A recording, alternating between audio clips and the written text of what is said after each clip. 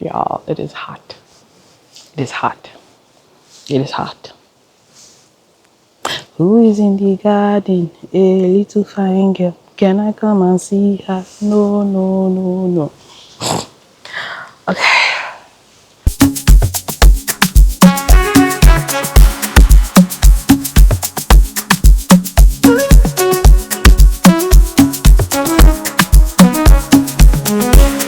Hello.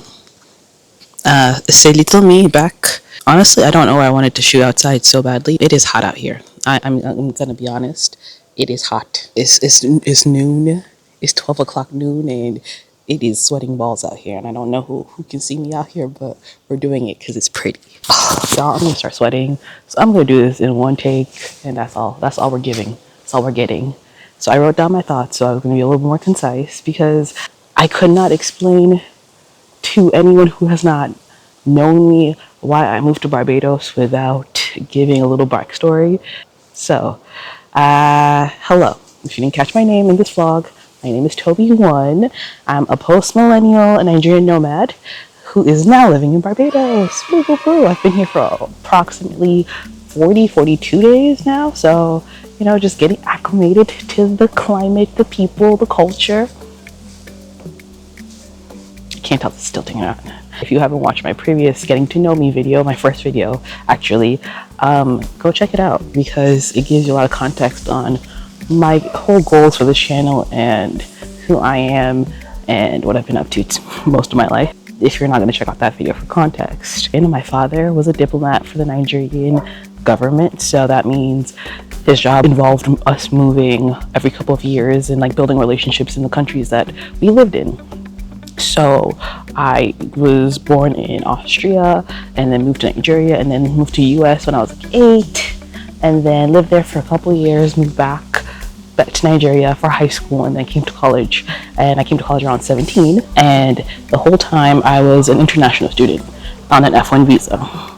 So I went to school for 5 years and I graduated by the skin of my teeth. College was such a time, and I have story times for that one day. We'll definitely get to that.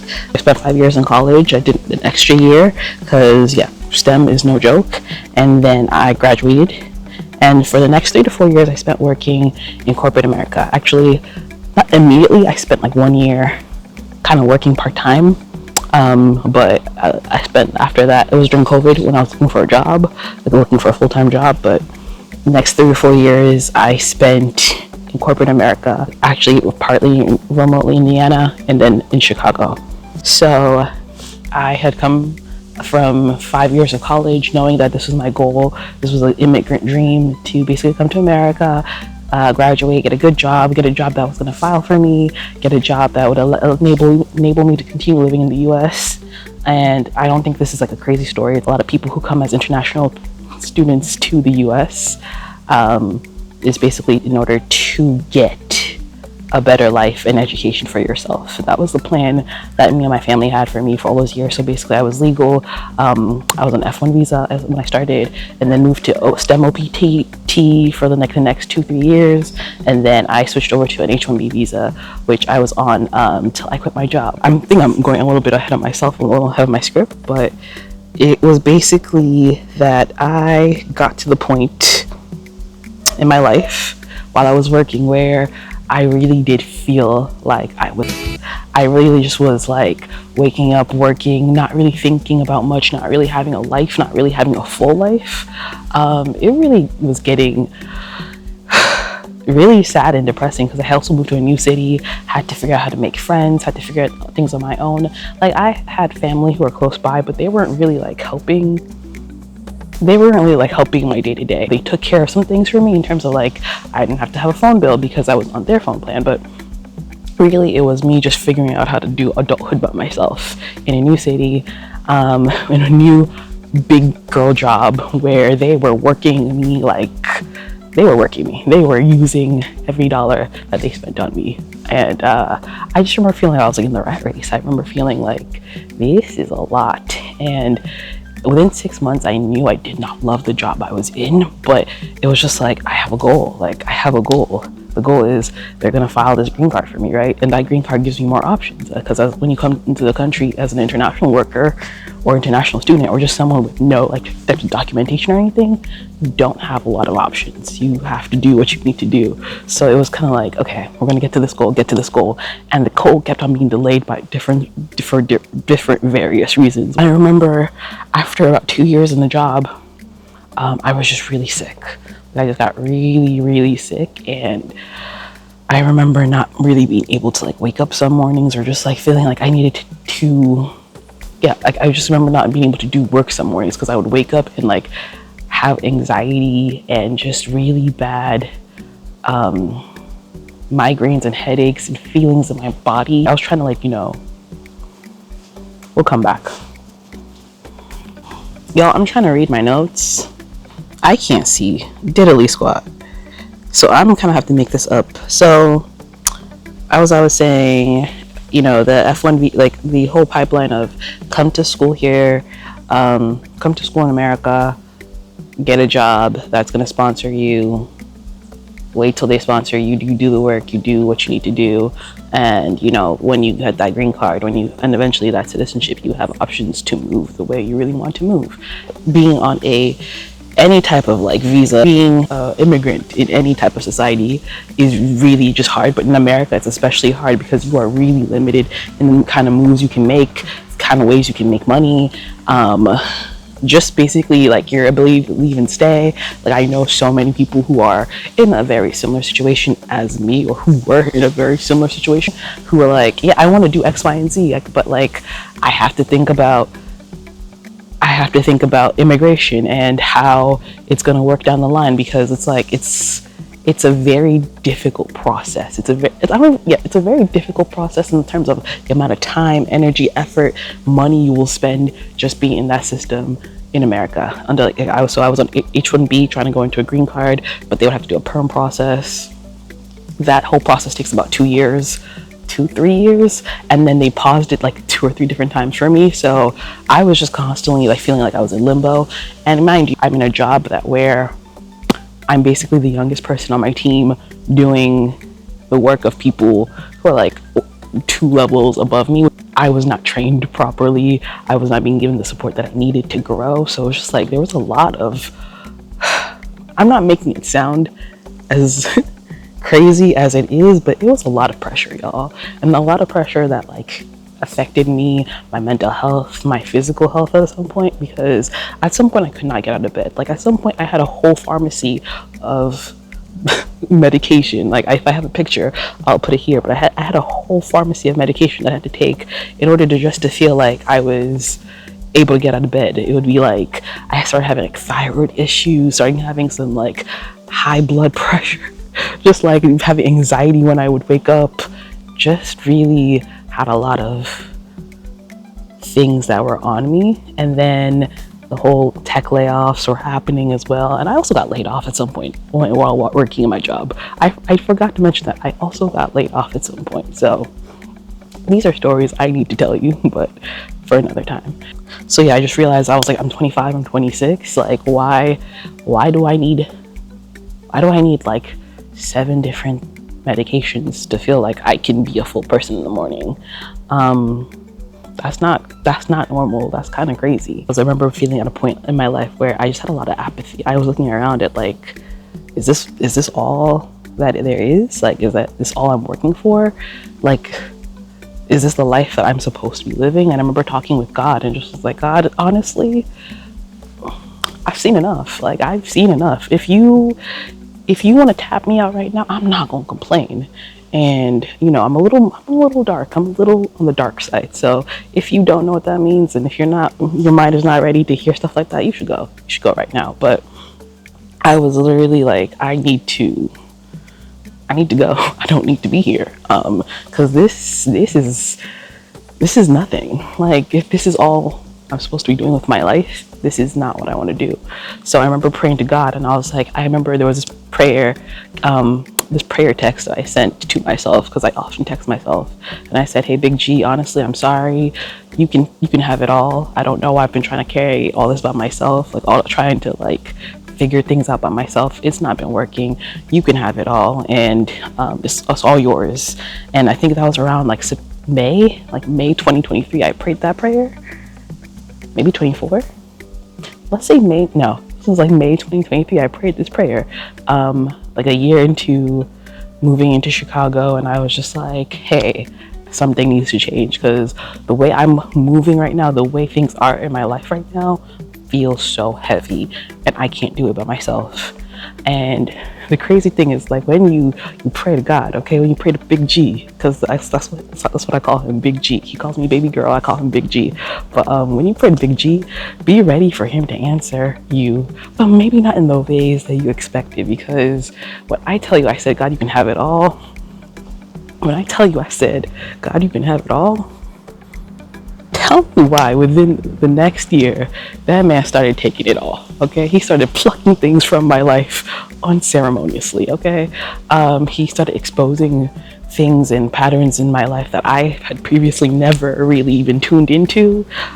People in my life who did not have my best interest at heart in multiple different varieties, and friendships and relationships and employment opportunities.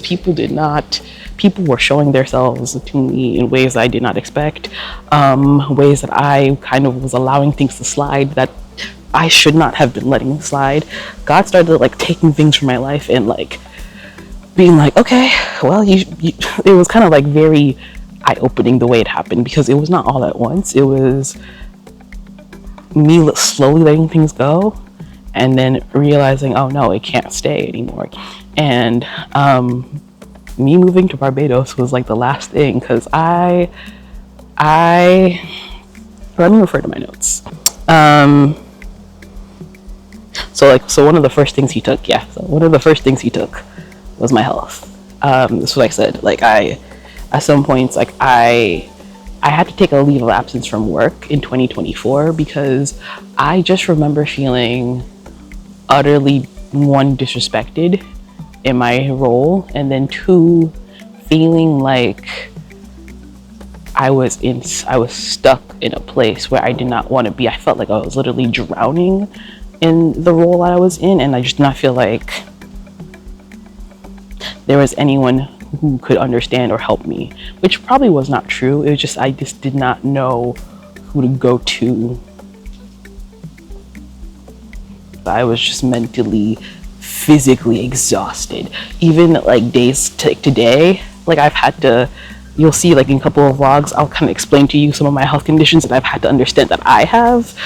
But like I was trying to like overcompensate for them. I was trying to overcompensate because I was like, no, I need to push through. I have deadlines to meet, I have stuff to meet, and I have expectations, and I want this promotion, and I wanted a lot of things, and I was just so focused that I was not taking care of myself. I was not having fun. So one of the first things got unceremoniously plucked from my life was my health. I ended up taking a 6-month leave of absence from work. It initially started off as one. I was just like, I think I just need some time away to think and just regroup. And then it turned into 3 months and turned into 6 months, because after that 1 month mark, I had so much anxiety going back, and I was like, wait, I'm extended for another 2 months. Didn't even really like tell anyone I was going to do. I just kind of did. After 3 months, I remember still feeling like so anxious coming back to work, and I was going to call my friend. I was like, I'm going to quit, I have to quit. She was just like, no, you are entitled to 6 months. Take those 6 months and figure out a plan. Like, just don't leave unceremoniously. That's not smart. And so I took those other 3 months, and I feel like the first part of the 3 months I was recovering, but the next 3 months I spent actually living. Like, I spent actually doing things that I wanted to do, going to see family, going to see friends, going to travel, going to help friends, like when they needed to like move or pack, or just were having events. And I was able to show up for the first time, and I felt like in my life, show up for the people that I loved and hang around them and enjoy the moments, because I feel like previously in my life, that is not what I was doing. I was very much one track mind. I'm gonna get my goal, which is cool and stuff, but like at some point in your life, you're just like, what am I doing? I'm not living. And I was not living. So those next 3 months I spent like traveling and doing what I needed to do for my mental health, and actually like resting and prioritizing resting, and thinking about what I wanted for my life. I realized I could not go back. I had the conversation with certain members of my family, and I was like, I can't go back. I actually cannot go back, because I feel like I would be betraying myself to say that that environment that I was in was good for me. So that was like step number one. Number two, the way God plucked things from my life. He plucked things from my life is, this actually goes back to before the mental health break, was financial security. Financial security was kind of a thing when you're an immigrant. Like, you're trying to make things work, you're also taking care of family in other ways. So just making money and being independent and being able to live and survive is really important, especially when you come from like a country where going back is not going to give you the same economic opportunities as where you are. Financial security was like a big thing for me. Like, I was like aggressively saving, aggressively paying down the loans I had taken out for college, like aggressively trying to be stable. And I just remember one of the things that I needed for my job was, like, my manager had told me, hey, in 6 months you start this job, in 6 months you'll get a promotion. Y'all, I was there for 2 years, and 2 years? Yeah, I was there for 2 years, and I did not get that promotion. In fact, like, it felt like it was something that they were holding over my head, and felt like something that they were holding over my head, and it was just like, what is going on? I think the moment of realization really happened when my second year, when they gave me a performance review, and they're like, yeah, you've improved. And long story short, like, I don't even want to go into it, but long story short, tell me why my raise for that year was a 0.01 increase. A 0.01 increase in my base salary, which is like, it's a slap in the face, y'all. It's a slap in the face. And like, I was granted some equity, some stock, but it was just like, this is what you're giving me? And I know everyone like around the board really that year had terrible raises, but like a 0.01, why would you bother giving that to somebody? Like, you're saying that all the work of the things you've done this year is worth a cent increase an hour? Why would you give that to somebody? So yeah, just realizing I was not respected. Financial security was not gonna be like, I was not gonna achieve the type of financial security that I hoped for in that job. I kind of knew that I had to leave. And that was number two.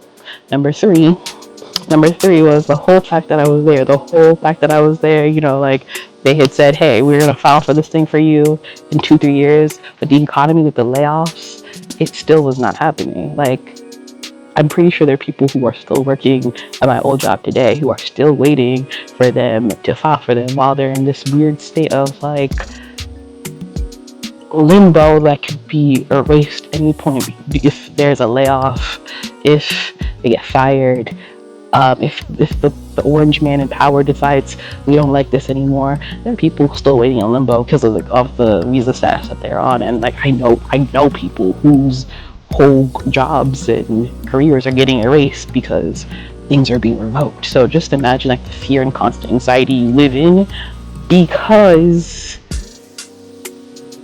it can shift any moment. Like, if you can go from being totally fine, totally in status, doing your job, doing the daily grind, to, hey, yeah, you can't work here anymore because we don't value human life, we don't value people here, so yeah, you gotta go, we don't have money for you. And that's really, I understand it's a reality of life, but the way it's just so careless and it puts a lot of mental stress on someone, it was just not something where I could do it anymore. So when I decided to finally quit my job, it was just like, okay, yeah, no, this is a good idea. And a lot of people ask me, like, why would you do that? It's a good job. It's a good paying job.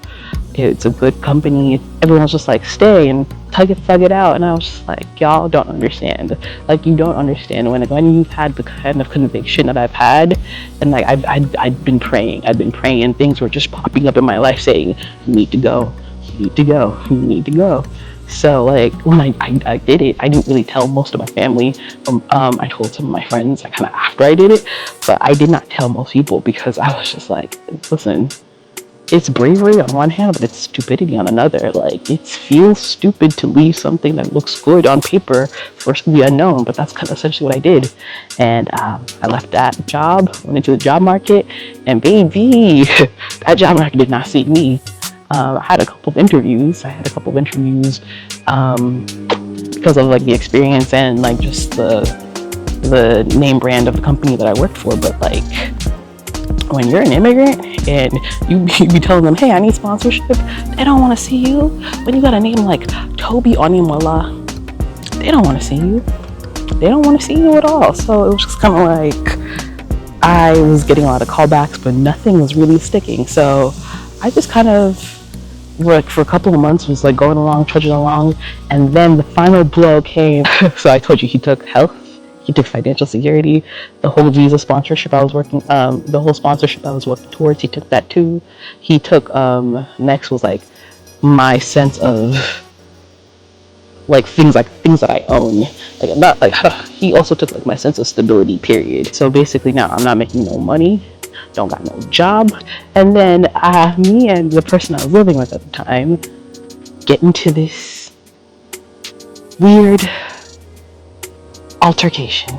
And it's not even a fight, but it's just like a very disrespectful situation where I was put through, and I was subject to. And I really do say what I was put through, because I was a victim in the situation. And so basically I had to move out of the apartment that I thought I would have till like for a couple of more months very early, and was dealing with this person with like management, and almost like went to court at some point, but almost went to like being evicted at some point. But that was just a very traumatic experience, because the person I was living with was actually a friend, someone I considered a friend, someone I had known for almost 10 years. So it was just like all these things happened at once. I moved out of the apartment, I put my stuff in storage, and then I went to go live with my sister for a while, and I was just trying to figure out my life. And that's when I started working on my blog in Tobi's room and kind of like write more. And just when I realized, I was like, okay, I could go back to corporate America, or I can try something like this. But while I was in the US, my mind was not fully set on, let's make Tobi's room our journey, because I had to, it was not, my mind was not fully on, let's take Tobi's room seriously. It was very much on, we need to pay bills, we need to get back out there, we need a new job, I'm going to chase this down. And I really was for a couple months. I was like learning new skills, I was like learning like cloud certifications, and I was not doing it from an inspired place. I was doing it out of a place of fear, out of a place of necessity. I decided, when I realized that I was coming to my friend's wedding, because I had known about this wedding for like months, almost a year at least. I also realized, I was like, hey, if you go to this wedding, you're not going to be able to come back. And basically I saw it as an opportunity. I was like, okay. So once you're on an H-1B or like a work visa, you have about 60 days. They give you about a 6-day grace period to find something else or get the heck out. And like I said, the job market was not seeing me, was not touching me, didn't want me. It said, you raggedy stay over there. And I was just like, heard you. But basically I just knew I had to like make a decision. And so my friends were getting married. Hi, Chris and Zoe. If I did not meet you, I would not be here right now. So thank you so much for your friendship. When I was moving back to Indiana, I told them the whole story. I sat them down, had dinner with them, told them the whole story of what was going on, especially with my roommate at the time. And they were like, I think this is a new period for you. I think this is a new opportunity for you. And I was like, yeah. So I kind of saw it as an opportunity. I was like, well, Barbados has like a really good opportunity here in terms of like, you know, the welcome stamp, and like it also just allows someone with a Nigerian passport to travel here freely. It was just like, you know, like I saw these things peripherally, and I was just like, okay, let's see what we can do. And even just getting here, like getting the mental courage to get here and telling friends and family that I was leaving was not easy. In fact, I didn't tell most people until I already got here. Like, most people found out that I was in Barbados and are finding out that I'm in Barbados now through this video. But most people found out like days after I had already whipped the bullet. And everyone was just like, you know, good for you. Good for you. Because I feel like everyone who understood everything I had been through and just understood that what was going on in the world, just like, yeah, no, get out of here. Like, you seem lighter already, actually, since you left. And honestly, once I landed in Barbados, let me tell you something, I was smiling. I was smiling once I got off the plane, once I got off in the airport, and I was just like, it felt like home in a weird way. Like, I feel like a lot of like Caribbean islands, or just like countries with black and brown people, remind me so much of Nigeria. Like Barbados, the people here are kind, they're nice. The place is beautiful. It's a beautiful place, and like I feel so blessed to be here, and I feel like I don't want you to think like I did not consider all my options. I was like, I can go back to Nigeria, I can figure it out there, but there's just something about being here that just literally just feels like, no, it's a different era of my life. It's a different chapter. I get to choose what I'm doing and do it on my own terms. And so that's kind of the story of why I'm here in Barbados, y'all. That's the story of how Tobi has moved her room to Barbados, and that's kind of the next few vlogs you'll be seeing on my channel. That's gonna be just the first few weeks I've been here, how I've been figuring things out, what's been going on. You'll see me look a lot of stressed, a lot of anxiety. Oh, that was a bug. I had a lot of anxiety when I first got here. I was just like, who told me to do this? Again, bravery and stupidity, two sides of the same coin. I felt a little stupid. I was just like, nobody told me to be here. I don't have to be here. But in the days since I've been here, I've just been so relaxed, so calm, and so blessed. And I realized like everything was pointing for me to be here. I just didn't know it at the time when like, you know, I had said that prayer to God and like everything was going on. Because I kept on looking around. I was just like, I ain't got nothing. Felt very, but I think that was the best thing that could have happened, because I had nothing stopping me, nothing holding me back from being here, and I got to choose. I was able to choose to come here, and it was easy for me to like let things go and start over. And I feel like that's what I'm going to be doing here. I'm going to be starting over as a 27-year-old Nigerian nomad living in Barbados. I really do think it's beautiful here. And like, this is not to say it does not come with its own set of challenges and problems, but I think it's just when it's something you're not used to and you're not used to, it helps. So that's kind of the story that I want to be sharing with you over the next couple weeks. We'll talk again, but thank you for joining me on Tobi's room. I'll see you later. I hope I don't have to refilm this. I hope I like it. That's my problem. Like I watch things back and I'm like, ugh, why'd you say it like that? But hopefully the story's in there. I could not see I had this whole script and I could not end up seeing it.